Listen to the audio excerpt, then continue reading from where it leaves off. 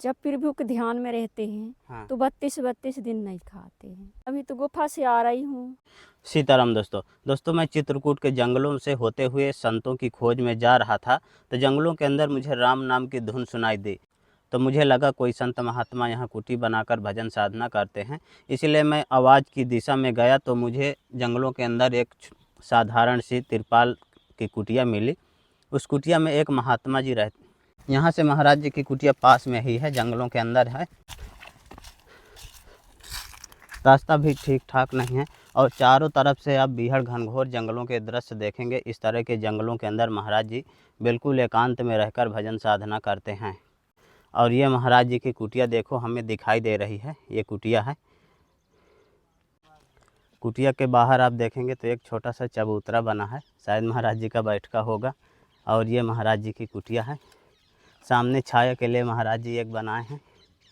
और कुटिया के दूसरी तरफ आप देखेंगे तो मंदाकिनी गंगा जी के दर्शन होंगे। आप देखिए यहाँ से पेड़ों का झुरमुट बहुत ज़्यादा है, इसलिए नज़र नहीं आ रही होंगी। सीताराम महाराज जी। सीताराम। तो ये दोस्तों महाराज जी की कुटिया के अंदर ले चलता हूँ। और यहाँ पर देखिए महाराज जी का धूना है और ये महाराज जी की कुटिया। प्रवेश द्वार बिल्कुल छोटा सा है। सीताराम महाराज जी। सीताराम महाराज जी। सीताराम। महाराज जी आपकी सेवा में थोड़ी सामग्री लाया था।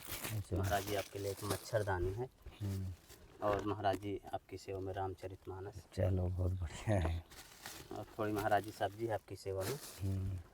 और महाराज जी आपकी सेवा में सरसों का तेल है। महाराज जी आपके लिए थोड़ा आटा है और चावल महाराज जी, मूंग की दाल है। ठाकुर जी के लिए महाराज जी अगरबत्ती है। खुश रहें, खुश रहें। महाराज जी इतने बीहड़ घनघोर जंगलों में आप भजन साधना क्यों कर रहे हैं? ये हमारे को प्रभु के दर्शन मार्ग करने के लिए करते हैं जी। और कुछ आकांक्षा नहीं रहती है हमारे लोगों को। हम लोग सबका भला चाहते हैं, विकास चाहते हैं, भला हो, कल्याण हो, अच्छा कार्य चले, पाप ना हो, सत्य के मार्ग पे चले। जब हमारे ऊपर प्रभु का अनुग्रह होता है, जी जी। हाँ, तो जब राम की कृपा होती है तो हमें कोई भी कठिन परिश्रम या आसानी से हम उसको सहज तरीके से उसको सहन करते हैं जी। और जब तक हम लोग इस घने वन में और परिश्रम को और कठोर तपस्याओं को अपने हृदय में नहीं उतारते, उसको उससे नहीं, उस चुनौतियों से नहीं हम सामना करेंगे जी। तो फिर हमारा परिश्रम, हमारा भजन, हमारा ध्यान, इसमें फिर कुछ नहीं है। जी। हमारा कहने का मतलब ये है कि हमें कठोर तपस्या करना होगी। इसलिए हम लोग ज़्यादा नहीं फैलाते हैं, एक साधारण सा जीवन जीते हैं, एक छोटी सी कुटिया बना के रहते हैं। परमात्मा का चिंतन ही तो करना है जी। और दूसरा क्या, कौन सा हमें घर गृहस्थी बसाना होती है। तो इसलिए हम लोग ईंट, कंकड़, पत्थर का, सीमेंट का कोई ज़्यादा विशाल भवन नहीं बनाते हैं और एक छोटी सी कुटिया बना के अपना प्रभु का चिंतन करते हैं, भगवान राम का भजन करते हैं, उनका ध्यान करते हैं, माई का दर्शन करते हैं, मंदाकिनी माई का। और बस सभी यहाँ जीव वन्य प्राणी हैं, वो भी हमारे साथ हैं, सबका सहयोग है, सबसे हम प्रेम करते हैं। सिया राम मैं सब जग जानी, करहूं प्रणाम जोर जुग पानी। तो महाराज जी का सत्संग कर रहे थे तो जंगलों से माता जी निकली हैं। नर्मदे हर। तो दोस्तों जंगलों से मुझे ऐसा लग रहा है कि साक्षात नर्मदा माता साध्वी के भेष में पधारी हैं महाराज जी की कुटिया में। माता जी कहाँ से पधारी आप? सिवनी जिला नर्मदा खंड से। नर्मदा खंड से। हाँ जी। माता जी आप इतने बीहड़ डरावने जंगल में अकेले घूम रही हैं, कोई डर नहीं रहता माता जी? बिल्कुल नहीं रहती है। तो दोस्तों देखिए बहुत ही अलौकिक दृश्य, बहुत ही सुंदर दृश्य। और माता जी के आप दर्शन करिए, साक्षात नर्मदा माई चित्रकूट के जंगलों में पधारी हैं। और माता जी की जटाएं देखिए कितनी विशाल हैं, ज़मीन में रखी हैं इतनी विशाल जटाएं। हाथ में कमंडल और जल है, दूसरे हाथ में त्रिशूल है। माता जी आप कहाँ कहाँ भ्रमण कर चुकी हैं? मैं तो अभी कहीं नहीं किया हूँ, अभी तो गुफा से आ रही हूँ। अभी गुफा मैहर से। अच्छा। ये चित्रकूट। तो यहाँ माता जी अभी रुकेंगी आपकी कहीं? हाँ अभी रुकूंगी। अभी रुकेंगी। माता जी आप कब से भजन साधना कर रही हैं? मैं बहुत दिन हो गई। तो इसी तरह चलो 10-12 साल समझ ले। जी। माता जी आपकी जटाएं बहुत विशाल हैं माता जी। ये तो एक रात का जटा है। एक रात में माता जी? हाँ अच्छा। एक रात का जटा है, तो सब ठाकुर बाबा का कृपा है। जी। माता जी इसके पहले आप कहाँ भजन साधना करती थी? इसके बाद और कहीं गौराम गढ़ी था, कभी राम भगवान वहाँ आए होंगे, हाँ। उसको बोलते हैं गौराम गढ़ी। अच्छा। माता जी यहाँ भोजन प्रसाद के लिए समस्या नहीं होती, जंगलों में भूख नहीं लगती? बिल्कुल नहीं लगती है। जी। हाँ। जब हम कुछ साधना करते हैं तो हम तो 32 दिन नहीं पाते हैं भोजन। जब प्रभु के ध्यान में रहते हैं हाँ। तो 32 दिन नहीं खाते हैं। अच्छा। अभी गुफा के अंदर कुछ घूमने के लिए निकला हूँ। अच्छा, यहाँ भ्रमण के लिए माता जी? चित्रकूट भ्रमण के लिए? हाँ, अभी माता अनसुईया के आश्रम जाना है। तो मुझे तो आप माता अनसुईया की सहेली माता नर्मदा लग रही हैं, मुझे ऐसा ही बहुत ही दिव्य। ये तो है मानने वाले के लिए। जी। छाक छाक माँ नर्मदा गंगा मैया। जी। माता जी आपको वैराग्य कैसे हुआ, थोड़ा आपके बारे में जानना चाहते हैं। ये तो भगवान का मर्जी है वैराग देने के लिए। इंसान तो अपने मर्जी से नहीं बनती है, न नहीं बढ़ा लेते हैं। जी। ये तो प्रभु का देन का है। जी। मैं तो जान भी नहीं पाई हूँ कि मेरे बाल ऐसे होंगे, जी। पर अचानक से एक रात में मैं जान भी नहीं पाई, अरे ऐसा हो गया। माता जी इसी तरह आप अकेले ही भ्रमण करती रहती हैं? किसी प्रकार का कोई डर नहीं? बिल्कुल। बिल्कुल। 1 बजे रात 2 बजे रात जंगल में घूमती रहती हूँ। हाँ। और कोई डर नहीं। मंदाकिनी गंगा जी में स्नान कर लिए। और माता जी भोजन प्रसाद के लिए क्या करती हैं फिर? अब दे देते हैं तो पा लेते हैं, जैसे आप यहाँ खिलाओगे तो खा लेंगे।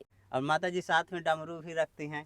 ये तो भोलेनाथ का श्रृंगार है। माता जी आपके पास कोई सामग्री भी नहीं है, इतने में आप सब गुजारा हो जाता है? हाँ, हो जाता है। जी। अच्छा, रात में माता जी जैसे कहीं रुकना है तो फिर कहाँ रुकती हैं? हम कोई साधु के पास नहीं, फिर हम तो वृक्षा के नीचे सो जाते हैं। अच्छा। मैया किनारे। अरे ऐसी रहता ही हूँ मैं। हाँ। मुझे कोई आश्रम से ना कोई मंदिर से कोई मतलब नहीं है। जी। हमको वृक्षा से मतलब है। जी। माता जी ये सिवनी के जिला के अंतर्गत घनसौर तहसील में गुड़ी गुफा पड़ती है। जो गुफा में तपस्या करती हैं ये माता। तो राम कथा सुनने हेतु हम वहाँ गए इनकी गुफा पर। तो इनका कहना था कि हमें ये भ्रमण करा दीजिए आप, थोड़ा मैहर के बाद चित्रकूट का वन में भ्रमण कर लें। तो संघर्षशील तो हैं ये, संघर्षशील तो बहुत ज़्यादा इतने खतरनाक खुकार गुफा में रहती हैं, जहाँ ना कोई लाइट है, ना कोई बिजली की सुविधा है, कोई ना जल की सुविधा है। वहाँ पे ये तपस्या करती हैं, बहुत जटिल जगह है। हाँ, तो ये माता जी बोली हमें अनसुईया जो भी यहाँ का पवित्र स्थान है, स्थली है, उनके सबके दर्शन कराओ, इसका यहाँ का कुछ वन भी हमें भ्रमण कराओ। तो ये सब भ्रमण करा रहे हैं। महाराज यहाँ के साधु संत कुछ हमारे परिचित में हैं, हम उनके आश्रमों में रहते हैं, सब परिचित में हैं, बहुत सारे साधु मुझे जानते हैं। माता जी आपके पैरों में चप्पल भी नहीं है, आप नंगे पैर जंगलों में भ्रमण करती हैं, कांटे लग जाएं तो फिर? अरे कांटे नहीं लगते हैं ना, अगर लग भी दिन रात भी चलते हैं फिर भी कांटे नहीं लगते। ये तो सब ठाकुर बाबा का कृपा है। जी। कभी नहीं लगते हैं। माता जी अब भूखे भी रहना पड़ता होगा? बिल्कुल बराबर भूखे, वही तो बोलते हैं हम कई दिन भूखे रह जाते हैं, 32 दिन तक। हाँ। ये होता है तपस्या। दोस्तों माता जी अभी यहाँ पर बैठी हैं और महाराज जी कुछ प्रसाद चढ़ाने वाले हैं। महाराज जी क्या बनाएंगे आज? दाल बनाएंगे। अच्छा, दाल और टिक्कड़ का प्रसाद बनेगा। दोस्तों महाराज जी का धुना चैतन्य हो गया है, आप देखिए। और महाराज जी कढ़ाई में दाल चढ़ा दिए हैं। दाल और टिक्कड़ की प्रसादी बनेगी, बिल्कुल साधारण सी कुटिया। और चारों तरफ से बीहड़ घनघोर जंगल और कुटिया के सामने मंदाकिनी गंगा जी। इस तरह के जंगलों में महाराज जी रहकर भजन साधना करते हैं। जब तक हम सतोगुणों को नहीं धारण करते हैं, सद विचारों को नहीं धारण करते हैं, तब तक रघुनाथ जी हृदय में वास नहीं करता।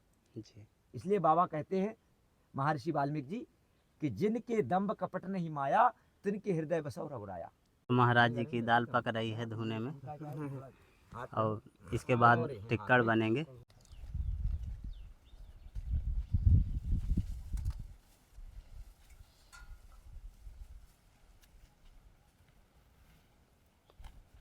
माता जी पेड़ की छाया ढूंढ रही हैं। देखिए पेड़ के नीचे थोड़ी छाया दिख रही है, तब यहाँ पर थोड़ा आराम करेंगे क्योंकि दोपहर हो गया है और जंगलों में इस समय गर्मी का मौसम है, हरी पत्तियाँ गायब हैं, इसलिए छाया जल्दी नहीं मिलती। तो माता जी को यहाँ छाया दिखी है तो यहाँ पर अब आराम करेंगे। महाराज जी काफ़ी मोटे मोटे टिक्कर पका रहे हैं।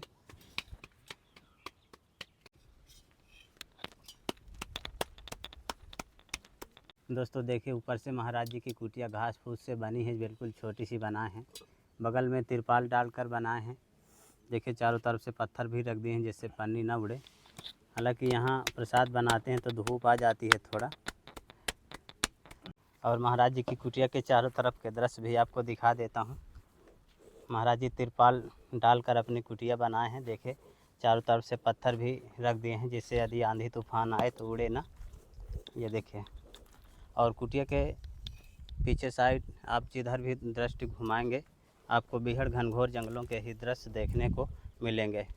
इस तरह के जंगलों में महाराज जी देखिए इस तरह की कुटिया बनाए हैं, बिल्कुल साधारण सी कुटिया। और इधर सामने की तरफ आप देखेंगे तो मंदाकिनी गंगा जी का किनारा है और यहीं पर महाराज जी जल लेकर अपना बर्तन वगैरह धोते हैं और यहीं पर प्रसाद वगैरह बनाते हैं। तो दोस्तों महाराज जी अब मंदाकिनी गंगा जी में जाएंगे जल लेने के लिए। महाराज जी जल वहीं चलाते हैं पीने के लिए? हाँ, पीने के लिए मंदाकिनी का।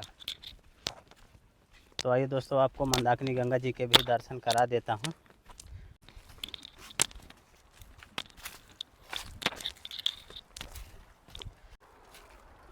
तो ये देखिए दोस्तों किस तरह से महाराज जी जल भरते हैं। और फाइनली दोस्तों टिक्कर प्रसाद बन के महाराज जी के तैयार हो गए हैं और महाराज जी देखिए भोग की तैयारी कर रहे हैं।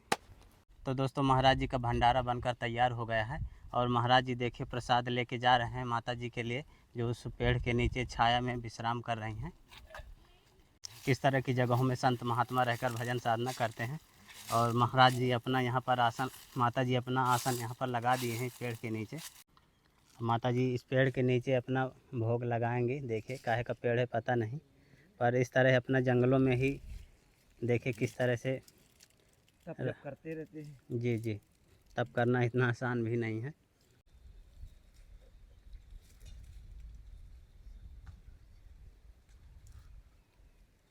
नर्मदे नर्मदे सीताराम सीताराम। तो दोस्तों माता जी अब भोग लगा रही हैं। हाँ। और माता जी का पात्र देखिए नारियल का है और महाराज जी का भी पात्र देखिए नारियल का है। इसमें महाराज जी अपना दाल डाल लिए हैं। ये देखें।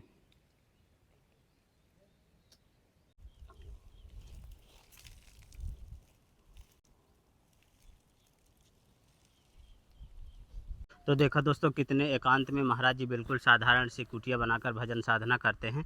दोस्तों संतों की तपस्थली का ये वीडियो आपको कैसा लगा आप हमें कमेंट में ज़रूर बताइएगा। जल्द ही मिलते हैं एक नई जगह एक और नए वीडियो के साथ। तब तक के लिए कामतगिरी जर्नी की ओर से आप सभी को धन्यवाद।